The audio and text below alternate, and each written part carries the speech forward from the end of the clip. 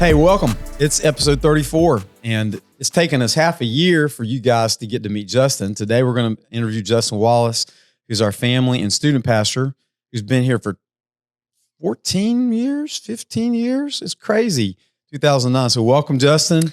Hey, how's it going? Justin and Bethany came as dinks, dual income, no kids, right? And now this is a different story, right? It is a different story. Yeah. So welcome. Here's the other thing. I just want to give a big shout out to Justin because most youth pastors come and go within 2 years.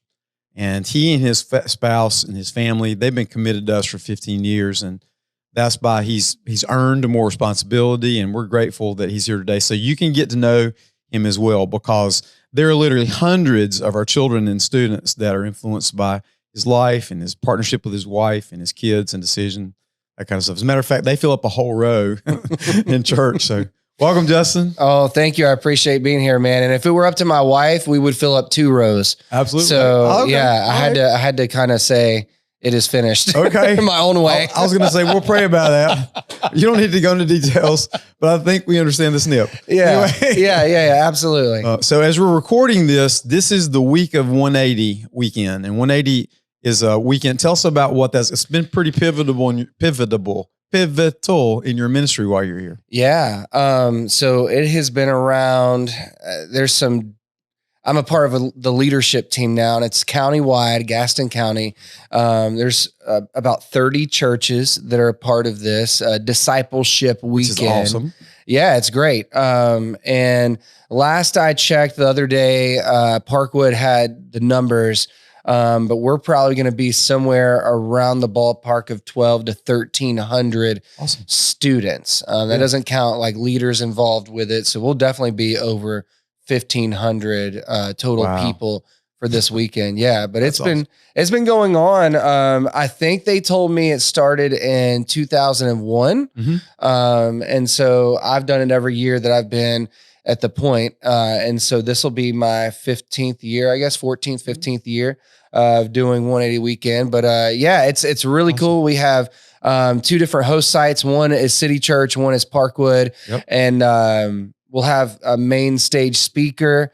I'm excited about City Church, where our church is going to be. We actually booked Stuart Hall, so we had him back at Real Talk in September. Yeah, so that's going to be exciting. And we've got an incredible band that's going to be at City Church, Liberty Worship Collective. So they do a really good job. From Liberty University? That's correct. Okay. Yeah. So, of course, the young people love them. They're young, energetic, they're talented. So they do a really good job. But yeah, we do a Wednesday night kickoff, and then there's a Friday and Saturday night. We have a few different services, and it's all these local kids getting together and hearing the word of God, hanging out together, worshiping. And it's really cool. It's powerful. Yeah. It's powerful. And Justin's actually spoken to this in the past as well. Our band is actually leading it. And so we're grateful for that. So all the things that we invest in the life of students and children and ministries and our band are really paying off big dividends, not only just for us, but also for our whole community.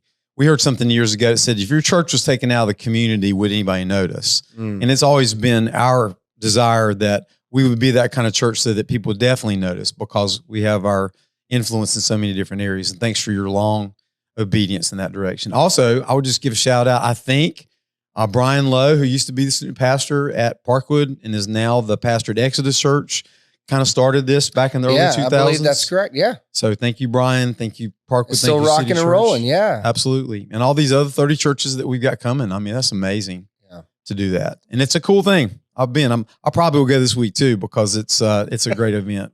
Well, too. So tell us about you. How did Justin get here? How did, I know your mom and dad. How did I get here?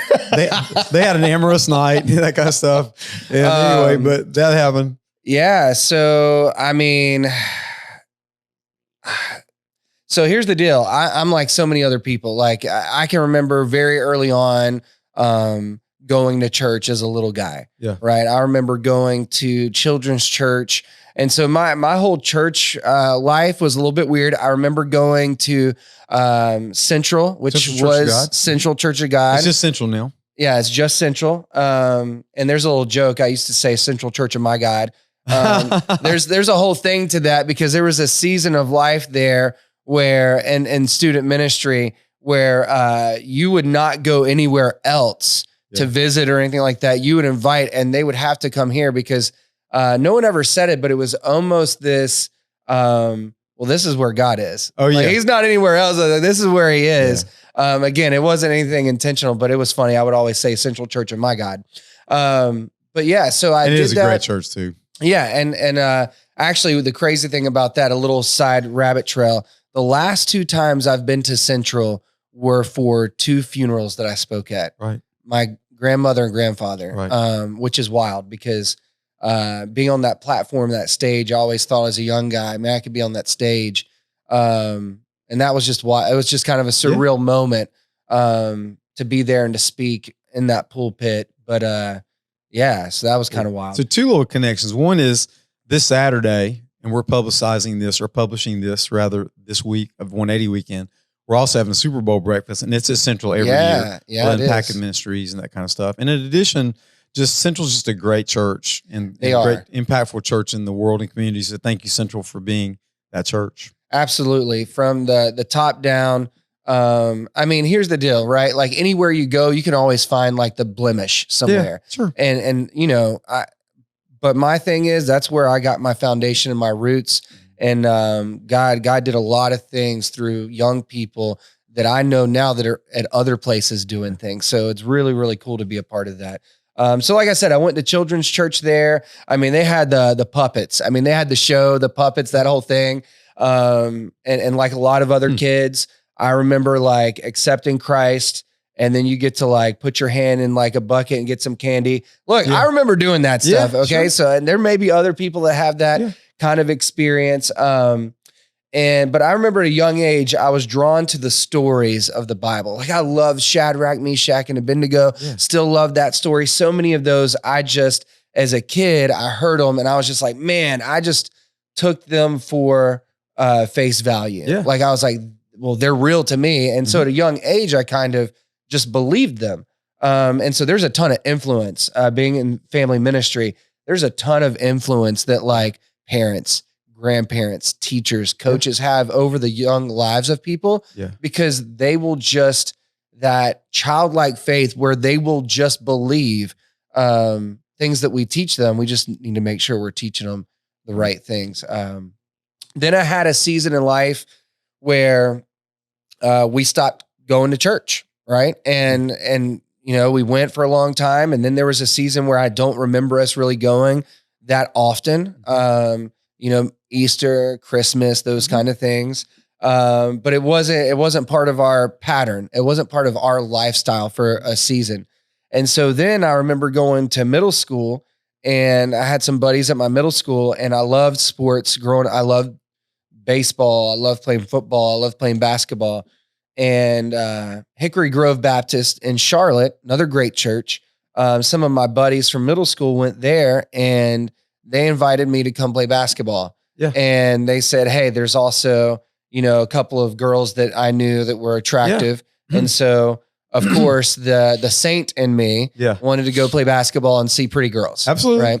So I went to youth group there in middle school.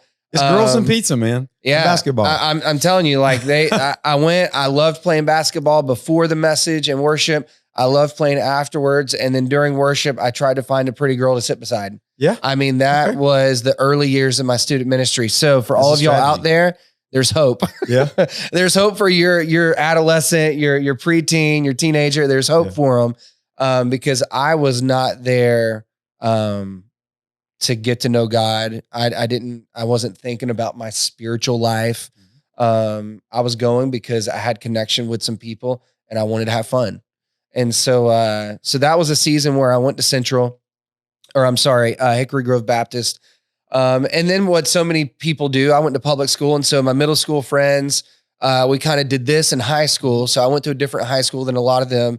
And then there was a little season where I remember us going back to church. And so we went back to Central. My aunt, my cousins went there. My grandparents on my mother's side went there.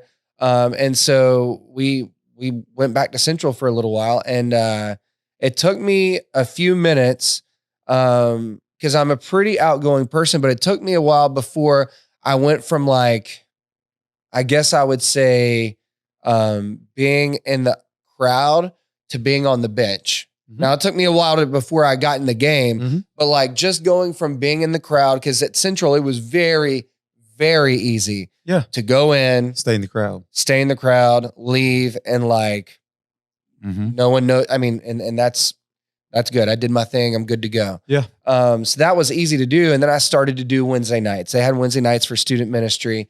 And I started to do that 8th grade, maybe something like that, going into 9th grade. And I don't know what it was, but I loved the energy. Again, they had a basketball thing, so I loved playing basketball there. I played baseball. Sometimes I would just come in my uniform. But really none of my friends from my high school went there. And I had one or two that did. But it was so wild. Like my story was so crazy. Like in middle school, I played baseball. I had a crowd that I hung out with that like, we believed in Jesus. We would maybe go to church on Sundays, but like Saturday, especially once I got into high school, like I'm going to be invited to a party. Yeah. And so praise God. Like I went to plenty of parties in high school. I had 2 older brothers that I saw who went to parties, who did things, I mean, I love my one brother, Travis, but, I don't know if my parents know this. If they ever see this, Travis, I'm sorry. But there was a season in high school and we went to Butler and I was a freshman. He was a junior, I believe. And, if you're a freshman, and Butler was a brand new school. So Travis was a junior, but there wasn't a senior class that first year. It was just freshman, sophomore, and junior. Yeah. So here I am, a freshman, and my brother's top dog. Yeah. So like he was driving to school. So like what freshman wouldn't love that, right? Yeah. Like that's awesome. I've already got it in. Right. And I remember having to make the decision as a freshman to ride the school bus instead of riding with my brother to school. Interesting. And this is why I made that decision. And I apologize. Love you. Love my brother. But, I'm going to spill the beans a little bit. So when I was a freshman, there was multiple times he had a little S10 truck, pickup truck, tiny little truck. Yeah. And myself, I would obviously be in the truck with him. And then he would go and pick up his buddy, Brandon. And not my brother. I have an older brother that's named Brandon, but that's not him, his buddy, Brandon. And I would be in the middle. And I wasn't a small guy either, but I was in the middle of this little S10 pickup truck. Stick shift in the middle of the floor. Yeah. Yep. There you go. And I remember driving to pick up this guy, Brandon, and then we would pull off in this neighborhood. No joke. They would start smoking weed. Okay. And I was in the middle. Yes.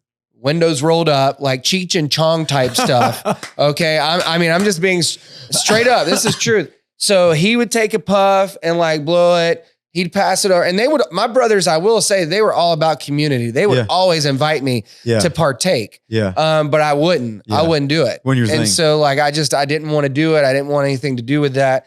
And it got really hard. And so I didn't want to get my brother into trouble. I didn't want to tell my parents. And so I just made the decision to start riding the school bus instead of riding to school with my brother. Yeah. Because I didn't want that.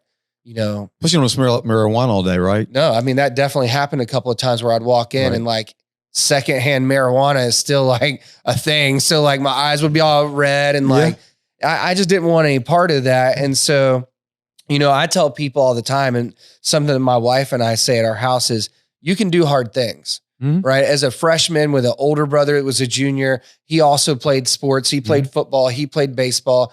He was so awesome in so many ways, and I love him. But like that aspect of his life, I didn't want anything to do with. And so I had to make the decision. I had to be a big boy in 9th grade and say, I'm not going to ride with you. And when my parents asked me why or whatever, I would make up something like, oh, I really like riding the bus. Right. I mean, no, I really didn't like riding the bus. Okay. P.S. I didn't love riding the bus. Right. But I did so that I wasn't put in that situation. Wow. Yeah. So that's just, that's part of like the younger years. Right. So you're in order. You're first, second, third. So our dynamic's a little wild. So there were 5 of us, and so my oldest brother, he's 6 years older than me. His name's Brandon. He actually lives just a few minutes down the road from me in Mount Holly. Hey, Brandon. Hey, you're out there now, so you know it's out. Yeah. Oh, people know you. And so there's Brandon, and then there's Travis. Right. He's actually living up in Jersey these days. Him and his beautiful family. Hey, Travis. And and so then there's me. And so, yep, that's right. There's 2 more. So I was that middle guy. Lots of things. We're the misunderstood middle. Yeah, the middle kids, man. There's a lot. We could write books. So, and then below me, it was my brother cousin. And so to me, he's always been my brother, but he's technically my cousin. Right. And so his dad, which was my uncle and my dad's brother, passed away in a motorcycle accident. Wow. And I was, if I get these dates wrong, I'm sorry, but I was probably 4. And I think Jacob, that's his name. He was 3. We're a year apart. So it was 3 or 4 or 4 or 5, somewhere in there. And he lived with us up until he was about 16. Wow. What a great testimony of the heart of your parents too. Yeah. Oh, well, my dad, there was a lot more to that story, but my dad, he wanted to take care of Jacob. And hey, so, Jacob. Yeah. What's up, bro? And so he, he really was like my brother. And I mean, we hung out a lot together when we were younger, and we fought like brothers at times. And then, as we got older, we started to drift a little bit too. Honestly, whether it was friends or even my family at times, I unintentionally alienated them because of, at the time I didn't know what it was, but now I can look back and say that God's calling, he was started with me kind of early on. I started to feel that tug in middle school. I just didn't know what it was. Right. And then in high school, we can talk about that in a minute, but in high school, I started to really hear and kind of take steps towards that. But so Jacob and I, things got a little bit rough towards you're almost like sibling rivalry. The closer you are in age, the more you're going to fight. Yeah, it was tough. When we were younger, we played together, sports together, all the things. And I love all of my family, but he was probably going, and I think he would admit this, he was kind of going a little bit in the same direction as Travis and Brandon. They liked to party and that stuff when they were younger and get into some things that I didn't partake in. And some of that just naturally grew us apart and caused tension. The same with my friends. I mean, the best friends that I had as a freshman in high school, I was just telling this story with someone the other day. Again, you can do hard things. Yeah. My best friends, a guy named Brandon, lots of Brandons. Yeah. Right. But his name is Brandon Fall, and awesome guy. We were best friends as freshmen. I'd go to his house, like all this stuff. We never had like a nasty falling out. But when I call it a spiritual drop kick, I say that students that hear this, they're familiar with that term. I use it on our Wednesday nights in Collision. I talk about a spiritual drop kick, and that's where God really gets your attention. Absolutely. He knocks me down. I don't like to say, if you read the Old Testament, Jacob wrestled with the Spirit of God and it like nicked his hip. To me, it wasn't like a little wrestle. I mean, he got on the top rope and like drop kicked me down to the mat. And that's kind of the moment that I had at a summer camp. And it was a little bit later, but it's my junior year. So it was the summer of my junior year before I went into my senior year. I had gone to church. I mean, y'all, was in youth choir at Central. Wow. Like I was doing a lot of things. But I really had not. And it's a hard thing to explain to people.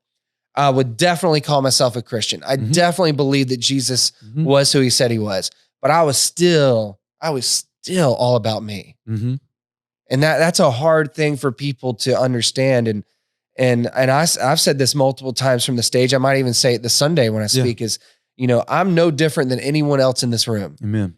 The only difference with me is I said, okay. Amen. I think a ton of people get tapped by the Holy Spirit. I think a ton of people get pulled and drop kicked and everything else to come and do and surrender all. Right. I just said, okay. Right. And so I did that my junior year of high school. I had done all the things. I had done mission trips. I had done a lot of stuff. And again, I was a Christ follower, but at the end of the day, it was me going on a Tampa missions trip. It wasn't me living a life of a missionary, like just every day, whether it's at Butler High School where I went to high school, or if it was at Chick-fil-A, one of my first jobs. It wasn't a part of my life. It wasn't who I was all the time. And that's one of the reasons that when I came to the point, one of the first things I did is I wanted to change the name of the student ministry. Yeah. And that's one of the reasons why I wanted to is I call it Collision. Right. And the whole point behind Collision is your life and your faith colliding. Yeah. Is no compartmentalizing. T-shirt too, man. Yeah. There we go. We are Collision students. I like that cool logo. Yeah. Compliments of Brent. I wanted to be a person where I didn't compartmentalize and I was the baseball guy with a baseball team. Sure. I was at school, like with that crowd, I was one way at lunch or wherever we were. At home, I was one person. In youth group, I was one person. That's a lot of work. Yeah. And God doesn't call us to do that. Yeah. He calls us to be a genuine person and just be that same genuine person no matter what circle you're in. Right. And so it's about integrity. Absolutely. And integrity is about being a whole number and not split into fractions in different areas. Yeah. Well, yeah. You know, the whole phrase that I used to hear about where you were, and I think it's the same thing for my life too, is that Jesus was your savior, but you really hadn't recognized him as Lord until that time. Now you're like, okay, you're the master. Yep. And you follow. Some people don't like that terminology, but it's helpful to me. Yeah. No, I agree. I think that's right on the money. Because everyone, I mean, this might be a little bit touchy for some people, but the Bible speaks of this place called Hades or the absence of God or hell as some people know it, right? And so not a lot, like no one that I've ever known, and I've done all kinds of like evangelism, street ministry, all kinds of stuff. And I've had conversations with people. I can't remember one time where if someone believed that there was a place called hell, that they were like, sign me up, buddy. Yeah. Like nobody was good. I don't think that I know anyone that's just been like, yes, I want to go right now. Let's get on the bus. Yeah.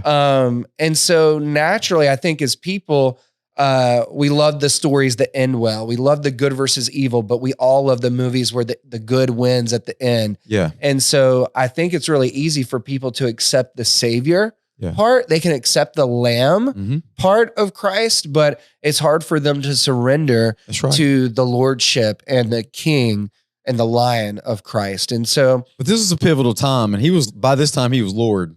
Oh yeah. And so that was my summer camp junior year, and that was a wild summer camp. I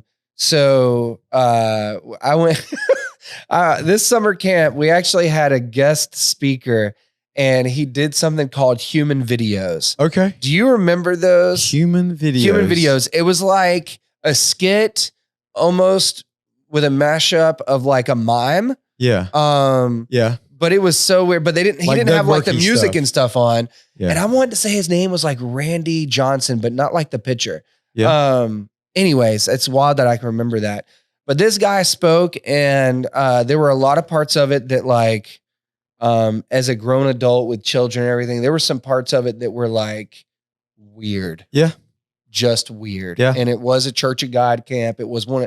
And I'll just be straight up. If y'all want to know more about it, you can always ask me. But there were some weird things that went down. Yeah. But in the midst of all the weird, that's why, you can pick almost any church out there. And there's a lot of churches and there's a lot of opinions about all the churches. Sure. I've experienced some weird stuff. I've experienced some things that I've experienced the good, the bad, and the ugly. Yeah. And even in the ugly, right? Even if you would have just nitpicked that camp apart. Yeah. Theologically speaking, there's some things there, right? As an adult, I'm like, oh, I don't know about that. But God still showed up and drop kicked me because he is who he is. Wow. Regardless of the speaker. Yeah. He is who he is. And when his spirit was ready to drop kick me, it didn't matter about the speaker. It didn't matter about the band. It dropped me. You remember that moment and what happened? Absolutely. I remember there was some kind of an altar call, and I've always been kind of an all-in person. And I know that I struggled for a long time. Like when I I'm the weird kid. Like after this happened, I went to a Christian bookstore before like a lot of things, now everybody just goes online. This was before like everyone would just go to Amazon, right? Yeah. So I went to a Christian bookstore. I spent my money, right? And they were about $80 a pop. And I bought Norman Geisler's Systematic Theology. Oh, wow. As you were a senior. 17? No, I was a 16-year-old as a senior. Wow. I started my senior year at 16. And you picked a good one though. Geisler's good. Oh yeah. No, I love his stuff, but I mean, you can read that and you can go down the rabbit hole and some people don't find their way back out. That's right. So if you get into like systematic theology, like, it's wild. It can really blow your mind. But I did that as a senior in high school. Yeah. And only one book was $80. So I ended up spending $320 of my money to get the 4-set volume. And I still have it beside my bed at home. And every once in a while, my wife thinks I'm weird too. I'll just like open one up just to read it, almost like people would read a novel. Yeah. It's just weird. It's something that I like. It's a weird thing about me. I'm glad for our sake you did. Oh, well, yeah. I mean. And for your sake. Yeah, absolutely. Well, in every aspect of what I do now, that stuff comes into play, which I love. But so I had this drop kick moment and God showed up and I remember he had this altar call and I remember he did the story of David and Goliath, right? And I vividly remember him up on the stage and him going, whoosh, whoosh, whoosh, doing one of those things. And he kind of did like a line in the sand kind of talk. And of course, I mean, it was years ago, so I don't remember all of it, but it was one of those things like, if you're tired of playing the game, if you're tired, are you ready to go from just Savior to Lord? It was one of those things, even though it may not have been presented that way, at least for me, right? Now, someone else beside me may have heard something different, but what the Spirit of God was speaking to me is, hey, this is the line in the sand. Are you just going to just keep me as like your get out of hell free card pass? Are you just going to keep me as like, when there's a tragedy, you get to call, is it going to be that kind of relationship or are you going to call me Lord and just surrender all and come and follow me and carry your own cross and do all those things that the scripture speaks to that are very real things and tough things. And if you don't count the cost, right. I'm not saying your faith is not authentic by any means, but you should count the cost. Right. And so I did that as a junior in high school and I went down front and he said, if you're ready to cross that line, come down front. And I came down front and I prayed and I cried and I ugly cried and it was weird. Yeah. Then I went back to my cabin and I read my Bible for like 2 hours and I cried some more. And like, that was like the moment. That was the first like big moment where I just like let go of all kinds of stuff. That's and the awesome. peace that I had was crazy. Yeah. And again, I was the kid that easily, and I did do this for a long time. I think this was part of my hang up potentially, is I easily could have looked at my siblings, my 2 older brothers and said, well, man, I didn't do this. Yeah. I didn't do this. I didn't do this. I'm not that bad. I got my list. Yeah. Like I'm living according to my list. Man, compared to them, like I'm an angel child, right? Like I'm good. But something that like, I think we all have to realize there's no such thing as like a boring testimony, right? You don't have to live a life of 30 years addicted to opioids or pornography or whatever. Like you don't have to live that life. That's right. What you need to realize is even if you think you lived a perfect life, you're completely separated from God without Christ. And so that's what I needed. I didn't need to compare to my brothers because as far as I knew, I would win that battle. Right. What I needed to was compare myself to the glory and the holiness of God. Yeah. Well, there's a gap. Yeah. There's a huge gap and Christ filled that gap. And that's what I needed. And so that's awesome. Where was the camp? It was at oh my goodness. I'm sorry. Nasoka Pines Ranch, I think that's what it's called. Nasoka Pines Ranch. Is it here in North Carolina, South Carolina? It's in South Carolina, I think, Sherrill. Okay. Or maybe near Sherrill, I believe. I'm thinking because if one of my best friends from that I met at that camp. Mm-hmm. His name's Kyle Wagner. Yeah. We've talked about the Wagners. I know before. Kyle. Good to see Kyle. If he was here right now, him or Audrey, they would know. And I may have messed it up because I haven't thought about that camp in a while, but they would know. That's okay. One more detail. You said you had 5 in your family. Oh, yeah. I totally after forgot. Jacob. Yeah. So that's people out there like me going like, wait, don't leave me hanging. Yeah. Thank you for catching that. Cause I can talk and just roll with things. But, so my baby sister, I thought you had a sister. I got a baby sister. And so, she is the baby though. Like straight up. She is the baby, not in a whiny way. Yeah. But like princess kind of way. She is the princess. Yeah. What's your sister's name? Her name is Constance. Constance. Oh, what a great name too. Yeah. Her name is Constance. And, wow. She's awesome. She's down in South Carolina. She's a physical therapist and rocks it out. Her husband, they got a little guy and they've got one on the way. Congratulations, Constance. Yeah. And so that's awesome. cool. Yeah. But yeah, so big family. We've got a big family. There's, 5 of us or 5. I've got 5, kiddos as well. But, yeah, so that was kind of my drop kick moment. And then I came back to real life, right? Like summer camps, 180 weekends. They're like those mountaintop experiences. I love them. I think they're absolutely necessary, but you can't live on the mountaintop. Right. You can't live on Everest. You can only stay there for a minute. That's right. Then you got to come back down to reality. Right. Absolutely. And hopefully with what you learn on the mountaintop, you take down to the valley. But yeah, so I came back to the real world. I was working a lot. And this is like a little sidebar. Even though I love Jesus and even though I went to church, you still can be really dumb. Yeah. Right. And so as a senior in high school, I was working probably close to 30 hours a week sometimes. In addition to school. Wow. In addition to school, because my car insurance was $320 a month. Okay. Yeah. Yeah. So you going a little fast from time to time. I had 11 points on my license. Oh boy. Yeah. So when other kids were driving like a Lexus or something else, I was driving not that. Yeah. But if I was not a whatever, fill in the blank, like if I wasn't a dummy, I could have had a really nice car as a senior because I was working my butt off, but it was just to pay my dumb insurance. And I agree 100% with Dave Ramsey. I paid a great stupid tax. Yeah. I really did. It made you learn to slow it down. It did. It did. Some of it was slow. Some of it was a few accidents. Again, some of that just had to do with just being dumb. Yeah. I did some dumb things. Yeah. Lucky to be alive a couple times. Wow. Like, yeah, some crazy stuff. So I didn't know that about you.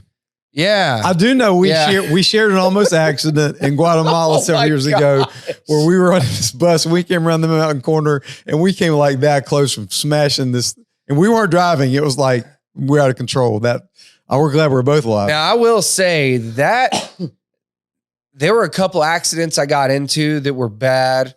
I did not have a scratch on me. Wow. And one of them, I didn't even have a seatbelt on. Wow. And I hit a telephone pole. Yeah, man. And did not have a scratch on me. Unreal. Thank you, God. It's crazy. And it was once I left church one night. I just, again, being dumb, not being smart.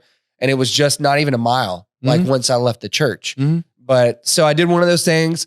I'm sure a lot of you guys do it. You get in the car, you have to just drive and you start hearing beep, beep, beep. It's like, hey, put your seatbelt on. I just ignored it for a minute. I was trying to do something and back tire blew out. I kind of went off the road. And then when I got back on, I kind of overcorrected and it was rear wheel drive. And so I just started spinning and then I hit grass and I was heading face first, no seatbelt. I was heading face first or head on to this telephone pole. And actually we weren't married. We were dating, but I was on the phone with Bethany at the time. Yeah. And I'm like looking at this thing and I'm like freaking out. And right as I'm coming at it, it like starts to just turn. My car starts to turn. And like in grass, it doesn't, like once you hit grass, right, you're just going. It's out of control. So like the fact that I'm like flying into this thing and it just starts to turn instead of hitting it right on, It hit my driver's side door and just slid down. So ripped like the back door panel off, busted all the glass. I kind of flew over to the side of the car, but like I didn't have a scratch. Yeah. Wow. No, it was wild. Thank you, Lord. Yeah, it's crazy. So put your seatbelt on. Yeah. Yeah, it's important. Your seatbelt. Yeah. So I left that summer camp, came back home, all that stuff. I was excited. I was definitely zealous. Yeah. Probably at times to a fault. Mm-hmm. I was so excited about Jesus and so excited about what he had done in me. I didn't have, I don't know what the right word is. I don't know if I didn't empathize with others, or I kind of, if you've ever been on vacation, let's say you go to Bahamas or somewhere, and you're trying to explain to somebody, like, oh no, the sand was beautiful. No, you don't understand how beautiful it was. No, the water was so clear. It was so amazing. You had to be there. It's kind of like that. And you can only say that so many times before people are like, okay, cool. Got it, dude. Yeah. Like move on. Move on. Yeah. And so I think I was young, immature, and of course I had 11 points on my, so I'd also done dumb things. Yeah. So like when I had that transformation, people are like, yeah, right, dude. Yeah. And so it was difficult at times, even with family. It was hard. But you took it seriously. I absolutely took it seriously. And a lot of times people, when they become Christ followers, they get weird for a while. Yeah. And forget where they've come from and that kind of stuff. But some way you've managed to maintain staying in touch with other people that are still lost and far from God instead of becoming holier than thou. Yeah. I mean, I try to. But you felt like at that time you're super holy, Justin. Yes, but not like Bible thumper. Yeah. Okay. I wasn't trying to beat people up with the Bible. I really do think it was like that fire. Yeah. I was just so excited, and I didn't know how to convey that excitement in a way that people could receive it. Right. And so when I went back to school, all my buddies and people that I hung out with, I was talking about earlier, my freshman year, my sophomore year, even in my junior year, I lost like all my friends my senior year of high school. Wow. Not because, again, it wasn't a stab you in the back. It wasn't like, hey, you're going to turn or burn, bro. Like I can't hang out with you anymore. Yeah. It was never anything like that. I tell people all the time, it was basically this simple. I started to get convictions where I hadn't had convictions before. And so even if I was invited to a party, even if I had the conviction that I would go and not drink, I might have done that a couple times, but at some point, like, I'm just not going to come to the party. Right. Like it just no longer appealed to me. Right. And so, which that's a testimony itself. I went to multiple parties in high school that I was invited to and never once drank. Okay. I was around a lot of it. Yeah. I was around, but I never did drink. I never drank at a party. I never wanted to drink. I never got wasted. I never did any of those things. Never smoked pot. I just never wanted to do any of those things. Part of that may have been because of what I saw. Yeah. And not only did I see some of the stuff my brothers did, what they don't know that I saw is like the tension that caused behind the scenes, right? Like if they ran away for a couple of days because they were ticked off or something like that.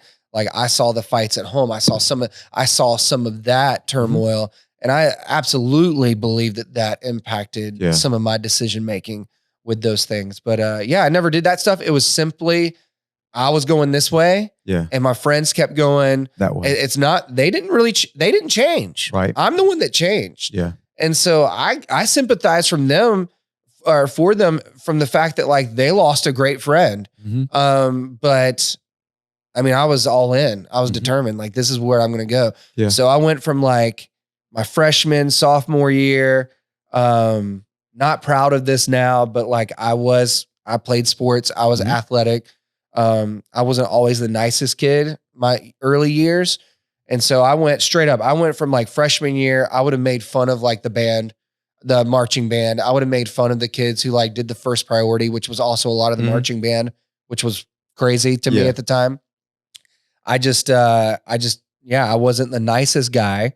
But then my senior year, those people that I kind of would make fun of or pick on for being in the band or whatever, I hung out with a lot of them at school. Wow. And this is a crazy story. So I I wanted to be part of, like, a lot of schools, even around here, have like Bible clubs that the students can be a part of. And Butler had one. It was called First Priority. Okay. And so I saw like a flyer at school. I don't know. Maybe it was on my car. I have no idea. But as a senior, I remember seeing this.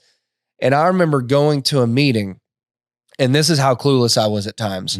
I walk into this class and there's like 5 people in there. I'm like, oh, this is lame. Like, this is so bad. So a couple minutes in, like, some of the kids are looking at me like, why are you here? Why are you We've heard about you. Yeah. Oh, they knew me. Yeah. And so I remember walking in and I'm like, what's going on? What's the deal? Like, why is nobody here? And they're like, well, this is the First Priority, like, leadership meeting.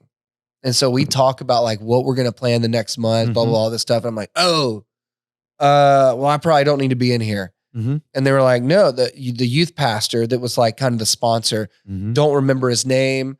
I kind of remember his face. Super nice guy. He was like, well, why don't you stay? And I don't think he knew that much about me. And so I stayed. And after that meeting, I ended up like helping lead the entire year of First Priority. Wow. Like, I spoke at it. I helped coordinate things. I helped, like, it was wild. Just going to that one meeting by accident, I ended up like getting really involved. I worked at Chick-fil-A as a high schooler. And so when I had that like drop kick moment, I started a Bible study on Sundays at Chick-fil-A. We weren't open, but I became a manager shortly after working there. Yeah. And I just asked the owner, I was like, hey, I'd like to do this. And so we would open Chick-fil-A up, and Sunday afternoons when it wasn't open, we would go in there and we would have a Bible study of about 10 to 15 people. Wow. Anybody knock on the door and want chicken? Absolutely. People knocked on the door. People would go, they would see cars in the parking lot. So they'd go into the drive-through and wait for a while. Then they'd pull up, knock on the door. Yeah. And we would just be like, hey, someone would go to the door and say, hey, we're just having a Bible study. We're not open today. So yeah, I got hyper involved. I mean, we can go through a list. I did prison ministry my senior year of high school. A guy named Tom Berger, which this is where some of y'all may know this about me. The staff does. There's a phrase that I love. Don't do it unless you can't not do it. Yeah. And where I got that from, I love it. I've used it for years. Yeah. But the first time I ever heard that phrase was a gentleman named Tom Berger. And he was a chaplain. We called it Camp Green, but it used to be a little facility over off of Tyvola. You'll believe this. I worked there for a year and a half out of college. Really? I used to. What year? Excuse me, not 2000. 1984 to 1986. Wow. Yeah, I was a probation parole officer on duty on there. I didn't know that about you. That's cool. Yeah. So I went there probably for a year or so, around 2000, somewhere in there, 2001 maybe. That's awesome. And it's gone now. They've really? It's down. gone. Oh, yeah, it's gone. I didn't know. I didn't know it was gone. But so I went there. All the prisoners got saved because Justin was in ministry. That was good. No, I mean, I would go in there and help lead worship sometimes. I had a chance to go in there and speak multiple times. And I mean, doing that really, I mean, there's so many different experiences as a young guy I had once I said, okay. Yeah. Multiple trips to Tampa, Florida to do inner city missions there. And I mean, when I say inner city missions in Tampa, I'm talking like blocks and blocks of neighborhoods of just block homes. Yeah. And I mean, we went there in the summer, so it was hot. There's one experience where I was, we call it the street team or the evangelistic team, or, you're going to use your mouth. Yeah. Basically, you're not a puppet guy. You're not a clown. You're not doing face painting. You're not doing that. You're just going, going to talk. And that was me. I was that guy. And so I led a team. I was young. I don't know how old I was, but I led a team and we were going door to door. And so I would go and knock on doors. Hey, how's it going? I don't know if you guys know about the Dream Center. It was the Dream Centers who we worked with in Tampa, Florida. And so I don't know if you guys know about the Dream Center, but we're going to have this block party. We're going to have food. We're going to have music. We just want to love on you guys. Yeah. So we just went through all these streets, and there was one street or one house that we came up to, and there were multiple guys out on like the steps. It wasn't really a porch. It was like the steps. And, I kind of had this like feeling. And I had the rest of the students stay like at the mailbox. Yeah. But I walked up. And so I just walked on up, and I had way more confidence and boldness than I should have in times in my life. But I walk up and I was like, hey, how's it going, guys? And they're like, hey, you know, red eyes. They were definitely into some stuff. Yeah. And they were just like probably confused, probably like, what is this white dude doing on my steps? Yeah. And I just walked up and I was super nice. I was like, hey, man, my name's Justin. I'm actually here with Dream Center. You guys might not like it because we're having like bouncy houses and stuff for kids and stuff. But if y'all know any kids, if y'all have any kids in the house, we'd love to have them come. We're just going to have a fun time. We are going to have food if y'all want to come and check it out. Mm-hmm. And they weren't rude. They were just like, yeah, we'll see kind of thing. Yeah. And I did my thing and then just kept going. Yeah. So then, I don't know, maybe halfway into the block party, I kind of turned into video guy. So I had like old school Sony Handycam. Yeah. And I'm like walking around doing videos and talking to people. And one of the guys that I talked to showed up. Wow. And awesome. He had a white tank top on, some baggy pants. And I had the camera, and there were some girls that started dancing. And I mean, it may have been like old school Toby Mac or something that we had blasting, and they were dancing and I was videoing it. And then this guy walks up and he's like, oh, are you going to get me dancing? You want to record me dancing? And he was just like this crazy look on his face. Yeah. And I'm like, nah, I'm not going to record you. I just wanted to record them. It's more like a kid thing. Cause he was just weird. He was just acting weird. Yeah. And so then he comes closer to me and he just starts weaving back and forth. He's like, oh, you don't want to record me, huh? You don't want to record me? Why don't you want to record me? And he gets closer to me, and like, I keep my eyes on him. And one of the other female leaders was near me, and I was like, hey, Chris. And I'm like looking at him. I'm taking my camera sling off, and I'm like handing it to him. And at this point, I kid you not, he's like taking his shirt off, his outer shirt. He's taking his chains off. He's like looking at me, like eyeing me down. I'm like, something's about to happen. Like something is about to go down. Now I have graduated at this point when I went as a leader, but I'm like, I don't know what, I'm just prepared for whatever. Like, obviously I've always had this kind of protector mode. Yeah. And so I'm just thinking like, this dude ain't doing nothing to anybody, like none of these kids or anything. Yeah. So my brother, I don't have time to get into this, but my brother taught me a lot of like hand-to-hand combat stuff. He was just like good at it, bad to the bone. Yeah. And really, really, really smart guy. And crafty. Yep. I always tell people he reminds me of Liam Neeson in The First Taken. Oh yeah. Like I'm a man of a certain or a specific skill set or something like that. Like, shout out to my brother. He's got a specific skill set. Awesome. Thank God for people that get the bad guys with their good skills. A lot of experience. He would always say he worked uptown for a long time. Yeah. And he would say, I've never thrown anyone out of a bar. I just encourage them. And so anyways, we're having this moment and this guy's like staring at me. Eyes look crazy. And he gets right into my face but he doesn't say anything. I mean, he gets right into my face. Yeah. And I mean, I'm like tensed. I'm like, okay, I don't want to take the first punch. Like growing up with older brothers, all the things like we just grew up that way. Yeah. So I'm like, I'm freaking out a little bit, but I'm trying to stay cool. Someone said they had went and called the cops, which we had some close because they knew that we were doing this party thing in this area. And I don't know why I did this, but I'm looking at him and I'm like, hey man, I don't know like what is going on with you, but if you want me to, I can pray for you right now. Wow.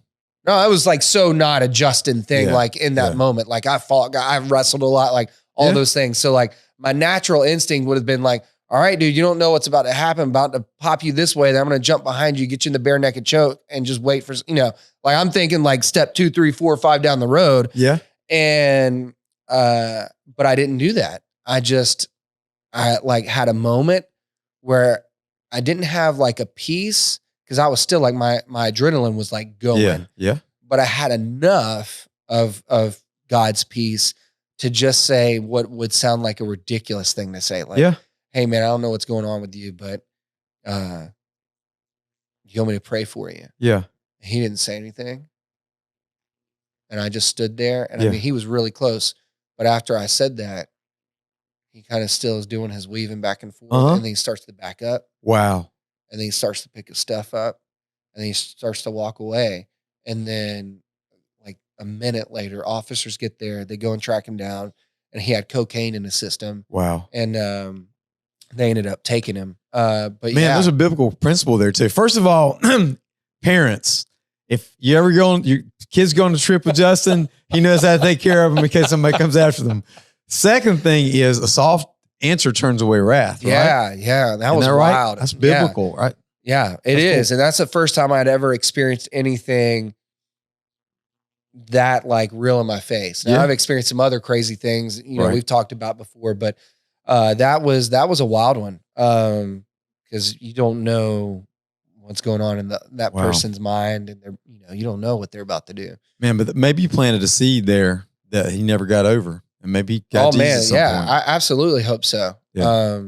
If nothing else, even if it wasn't nothing that I said or did, it was, you know, the power of the Holy Spirit maybe impacted him in some way. Right. But yeah, so, you know, that's kind of caught me up through high school. I did a bunch of things. I did my first New York missions trip. We've done a few of those with student ministry. And you're doing a mission trip this summer to Savannah, right? Yeah. Georgia. So it's been on my heart for a little while and the timing's never right. It's like people that say we're waiting to have kids. Like, oh yeah, look, sometimes you just got to make it happen. Like things are just never going to be perfect, be just right. And so we haven't taken a missions trip with our students since 2020. Right. And so, you know, the first year or so was still kind of tricky. And then at the same time, we had incredible growth in student ministry. Right. So like there were a lot of things managing. Then I started to oversee kids ministry. So like just a lot of different things going on there. And I was at a place this year where, again, it's one of those things that didn't go away. It kept coming back. And I'm like, okay, this is time. We're just going to, and actually did it in January in our quarterly meeting with my team. Bethany's like my right hand. And so we talk about everything, and she knew that this was on my heart, but we had no plans. Yeah. So we're in the middle of our quarterly meeting with our entire team. And I said, I'm about to say something and I don't have any answers. I told him, I was like, I don't have detail. I don't know anything. I just feel like this is supposed to happen and I need to speak it. We're doing a missions trip this summer. Awesome. And my wife looked at me. Like, we are. What are we doing? What? Because, you know, no details. And then, you know, she starts to scramble like, we got to do this. We got to get this. We got to do all these things. And I'm like, it's going to work out. Yeah. And thank goodness for Bethany. Good ideas there. Oh, she's awesome. Bring it back on track. She's awesome. But you made it happen. Incredible. And I didn't mean to derail your story, but so when is that mission trip, first of all, and then back to your story? So the missions trip, right now, there's a 3-part process. So if any current 8th grade to seniors are interested, they can go to our church app, go to Family Ministry Students events, and you can click on the missions trip is Savannah, missions trip Savannah, Georgia. It is, I believe, June 9th through the 14th, I believe, but it has that info on there. There's a 3-step process. So even if you're slightly interested, I tell students, just do the application. Right. It doesn't lock you in. Right. First, there's the application and it's going to ask you a bunch of questions. Then there's an interview. And so myself, Bethany, we may have a coach or two that help us, but we'll conduct these interviews with students because this is not just like, we're going to the beach. Right. This is not like the fun trip. Voluntourism. No, this is not that. We want people who really are going to take this seriously. Yeah. And so there may be some no's, you know, just depending because we have a limited number of spots. Right. But the interview, you get more of the details and then you go back home, you find out the cost, you find out, you know, your responsibility for the trip, like all those details you'll find out in the interview process. And then you get the invitation after the interview. And so once you get the invitation, then there's the registration where we start talking the money stuff and all of that. So yeah. So even if you're interested and you're like, I can't do the money, I can go back and look at all of straight up, I can go back and look at all the mission trips we've done in the past. Right. I've never had a student that didn't raise the money. That's ever. Right. Yeah. Ever. It's part of the faith journey too. Yeah. Absolutely. And so And I'm not even talking about the church coming in and writing the check. Yeah. I'm saying straight up, we have never had a student that did not raise the money. Yeah. And so, I've got my own personal story with that. And it's good for you. Yeah, it is. So back to those youth trips and stuff like that, and your mission trips, and you're a young adult now, you're out of high school, you're into working your first jobs and all that kind of stuff. And anyway.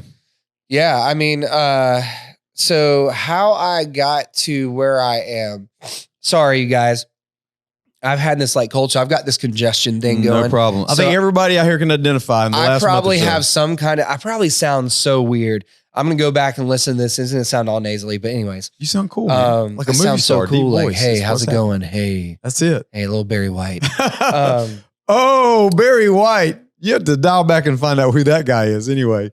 That's cool. All the students are going like, all the young people are like, who's Barry White? But I threw that out there. Smooth dude, white suit. I had to do it. I had to throw it in there. So this has happened to me twice in my life where I felt like I had a church home and it's like, I'm never going to leave. Mm-hmm. And both times I've said that I'm never going to leave, God uproots me and sends me somewhere else. So I have never said that at the point. I've never I on purpose said, all right, God, I'm never going to say I'm not going to leave. I'm just open. Yeah. You bring things, you take things, whatever. Yeah, absolutely. I love being at the point. My family's been raised here. I mean, really, so much of my life and legacy is connected to the point. Amen. But so when I was at Central, I was a student leader. Then I kind of graduated, and there was a funny story with that. But I kind of graduated and needed to move on to like the young adult thing. At the time, we didn't have a structure set up like the Point does in student ministry, where like we had 2 students graduate, but this year they're actually interns with me. Yeah. Back when I was in youth group, it was kind of like, all right, you're kicked out. You got to go hang out with the adults. And no offense, but our college and career thing at the time at Central was we're going to go talk, the difference between like Calvinism or something else and just go drink coffee at Starbucks. But I was a doer. Yeah. Like I was in the trenches. I was doing mission trips. I was doing all this stuff. And so I was like, yeah, you guys go like do your coffee, have your talk, but like, what are we going to go do? What are we doing for Jesus? That's kind of, so, I was there and I was like, I just don't feel like I'm being used. I don't feel like, something was missing. And so, really a great buddy of mine at the time, one of my best friends, his name's Justin. He invited me to be a part of a church called Southbrook that was really small at the time. They were meeting in like a little, strip mall, like a shopping center. Yep. And then for a little while they met at Providence High School before they had their building in Weddington, which is still there now. Another incredible church and just a part of my journey. But I remember going there and he said, hey, why don't you come help me with like a Sunday school class, basically. Yeah. And so we went, and I think the first time I went there, they were less than 10. And we were in a classroom at Providence. That's one of the first times I went to help. And I was like, okay, that was kind of cool. And so anyways, my youth pastor, Daryl Sutherland, love him, awesome guy. He actually leads a ministry in Charlotte called Rice and Beans. Cool. Hey, Daryl. Fantastic, man. Awesome guy. You guys can look that up. Love him, support him. He's the real deal. He's the real deal guy, and he's just a great guy. He was my youth pastor. So he actually ended up taking the role as the youth pastor at Southbrook. Okay. And so then Justin and I just started serving him and working with him and all those things. And I remember we had a conversation one time, and the student ministry and a lot of youth groups go through this, that tension and that struggle of when do you split? Because when you've got a 6th grader and a 12th grader in the same context, it is hard. It either seems way too deep or way too cheesy. It just is hard. Yeah. And so we went through that as well at the point, but we were going through that struggle of when do we split. And I remember him asking me, well, will you just take on the middle school stuff? And I was like, yes. Right. Like most people with middle school, man, like you got to have a heart for them. There's a ton of energy, but I will stand by this. If you can grab a hold of some middle schoolers and gear their attention and energy towards Christ, man, you just changed. Yeah. You changed a lot. Absolutely. And so anyways, I kind of helped take on that, and I was a part of their young adult thing that they were doing there. And we were kind of making it our own, which was a lot of young people, and it was just growing and thriving, a lot of cool things. I mean, we got to the point where, like I said, the first time I did anything in that church, there were less than 10. And when I left Southbrook to come to the Point, we were at like 100 middle schoolers. Wow. Just middle school. And I mean, I remember doing lock-ins and like all the things. And that was bonkers. Cause I was like a couple times the middle school pastor word even was thrown out, but I was never like on staff. Right. I was busting my butt. I was working at CMC at the time. Right. I installed medical gas in the hospital. So anything from in the ceilings or outlets on the wall in the rooms, or ORs or ditches where like the pipes had to be run into I did all that stuff with the copper. And so, that was a cool thing. I like to do things with my hands too. And a lot of people don't know that side of me. Kind of that construction side. Where I like to build and work with my hands and see things happen. And so, I was working, 60 hours, sometimes more. I'm talking, I was at work starting before the sun came up. Sometimes I was leaving when the sun came down. I was working some long hours at CMC. Right. And I remember just like sometimes driving from CMC to Weddington. That was a little bit of a haul to make sure I could get to youth group. And like so many times I just felt like I was giving my scraps. Right. And like I had felt called. So to go back a little bit, when I had that dropkick moment in that summer camp, I felt a calling then. I didn't know exactly what it was going to be. In the beginning, I thought it was going to be mission stuff because I'd done so many missions trips. I just thought like, I'll be a missionary. Yeah. I did not think right out the gate it was going to be student stuff. Now later I realized everything I did missions wise was connected to students. And so then I was like, I had that kind of moment later on.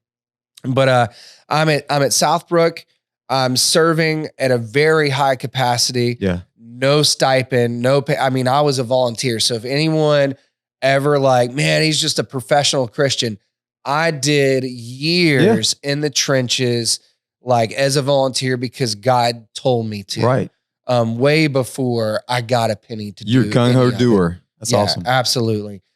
And so I remember being at Southbrook, and I met my wife, Bethany. That story, I'll tell that quickly because it was at the same time as I was at Southbrook.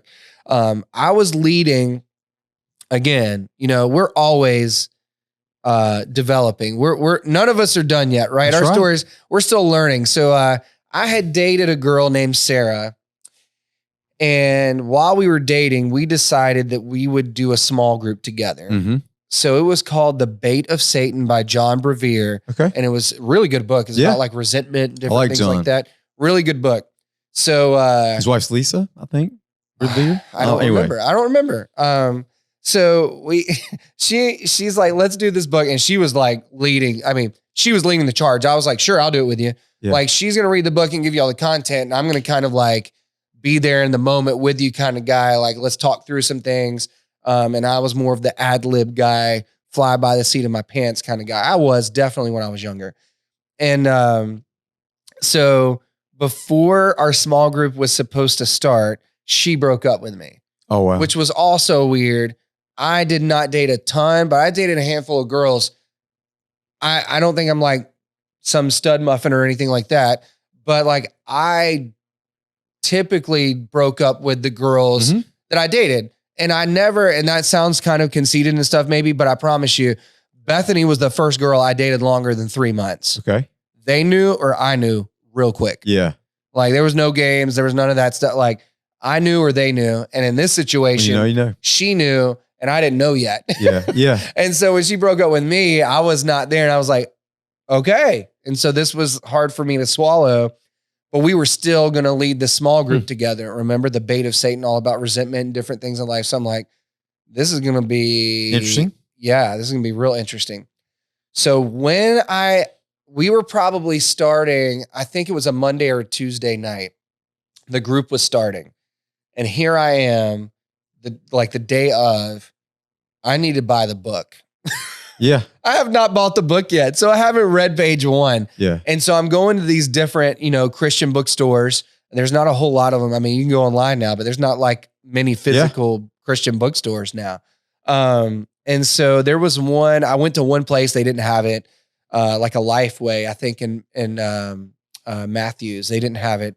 And then I went to this little small mom and pop shop Christian store. That was, if anyone knows 74 Matthews, it's right behind, it's no longer there now, but it was behind the Texas Roadhouse. Okay. In Matthews in 74.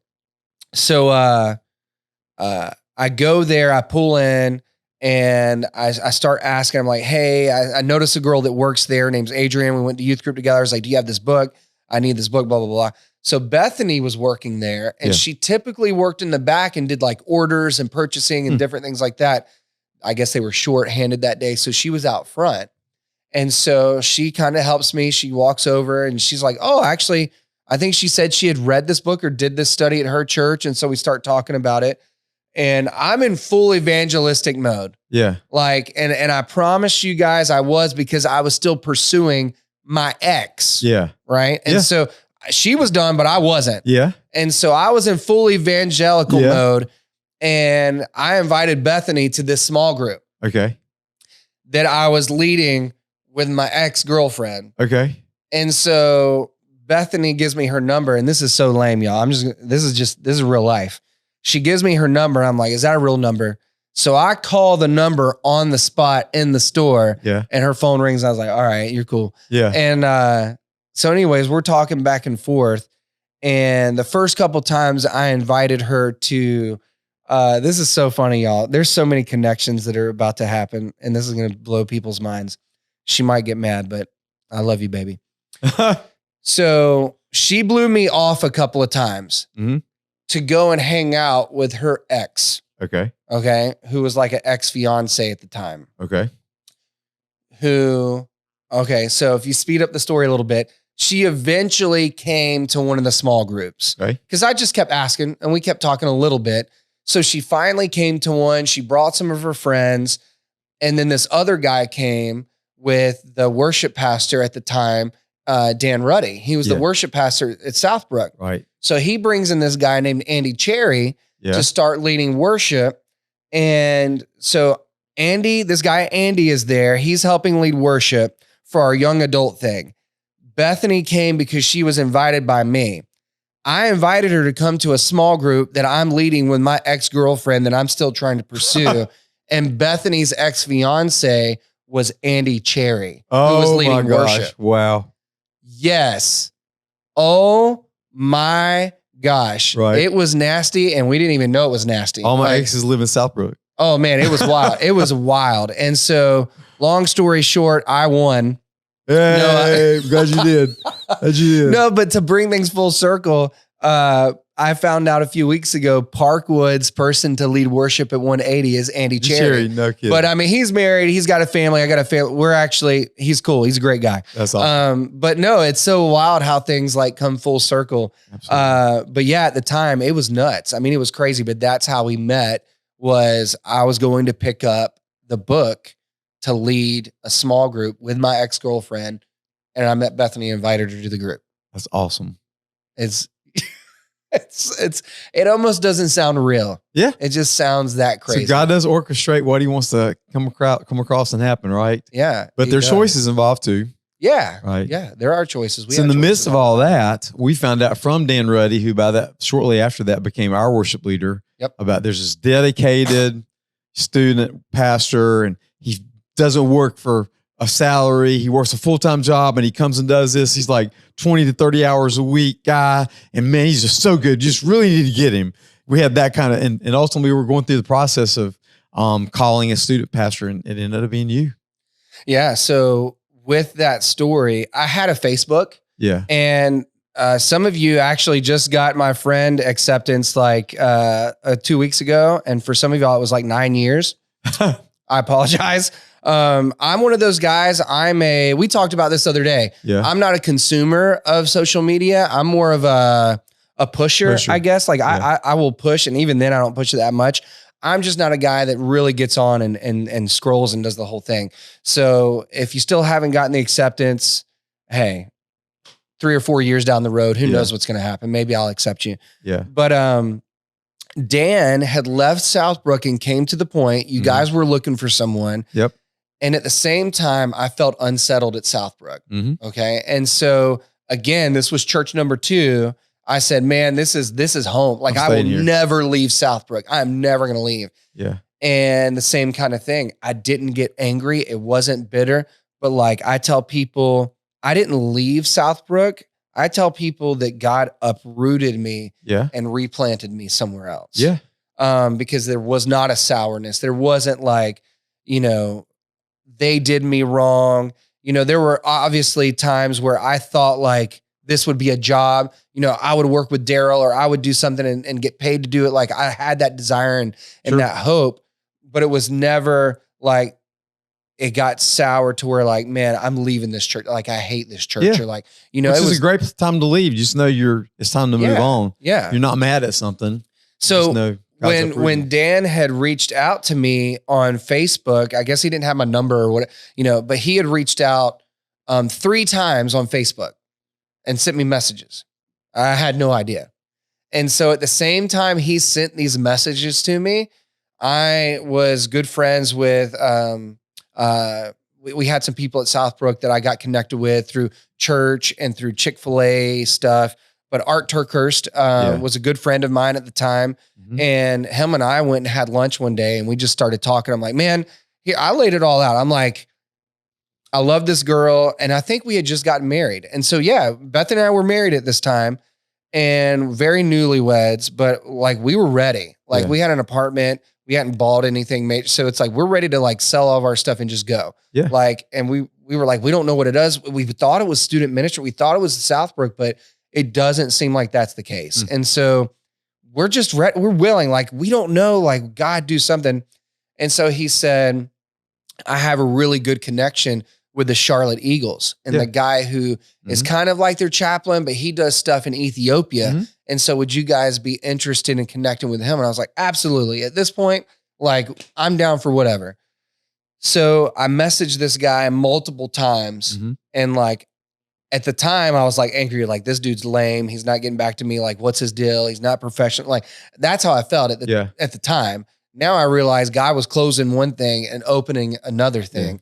But like, I never did have a conversation with that guy from the show. Like we never talked about Ethiopia. We never talked about, because the idea was maybe we could go be missionaries for a year and then see what happens next. Yeah. And so we never found out anything. And so then finally Dan, after reaching out to me multiple times on Facebook and hearing nothing because I was not that guy. He reached out to Bethany, and Bethany was a social and is more on like the social media stuff. Right. And so he reached out to her and she like immediately said, hey, Dan's trying to reach you and talk to you about some student thing and Belmont or whatever, where he's at. I'm like, what? Cause like Dan and I like didn't have a bad relationship, but I didn't think he knew me like that. Right. Like we did some stuff together, but like, one of the only trips I remember us doing together was a whitewater rafting trip. Yeah. I remember us like talking and connecting there, but besides that, like we didn't do a whole lot together. So when he reached out to me, I was super shocked. Yeah. I was like, I didn't even think he knew me that well to speak of me that way. So I look at my messages, I respond back and I'm like, hey man, I'm sorry. I just don't communicate on social media. So what's up? Then he comes and he says, come to an interview, come meet this guy, Michael. And then all that stuff kind of happened. Yeah. And I remember before we felt like we could say yes, we wanted to come to a service. Yeah. So the first service that we ever came to at the point before I was on staff, it was at the YMCA. Right. We came. Bethany had just got some new shoes because she wanted to like look nice and all those things. So we had just bought some new shoes for her and I just was wearing whatever. But y'all talked about Ethiopia. Yeah. And it was wild because we were potentially like seconds from like saying, okay, we're going to sell everything and go to Ethiopia for a year. So we're like, oh, that's a cool thing. Like that's a God thing. Yeah. And y'all did like, hey, take off your shoes and bring them up front. We're taking these shoes to Ethiopia. Oh man, she's got a bunch of money invested in these nice shoes. And so like she had this moment. I'm like, I mean, I don't know if they want mine. Mine don't look that good. I can take them. But she was like, I don't want to take mine off. Like I just got these shoes. Yeah. But she did. And she took them up front. And that to us was a sign. We thought it was Ethiopia. And it's funny because we're not going to be there, but now our shoes are going to be there. And it was just wild how that worked out and how we ended up coming to the point. That's awesome. Wow. And what a powerful ministry you've had over these last 15 years almost. This June will be 15 years. 15 years. And we're really excited about you doing that. Hey, I want to continue the story because I want to kind of pick up in part 2 about how ministries developed here over time and that kind of stuff. So can we have you back another time? Absolutely. I'd love that. So thank you so much, everybody, for watching the Next Step Podcast, episode 34. Your students need to go this weekend to 180 Weekend or begin the process, even if it's just a part of it.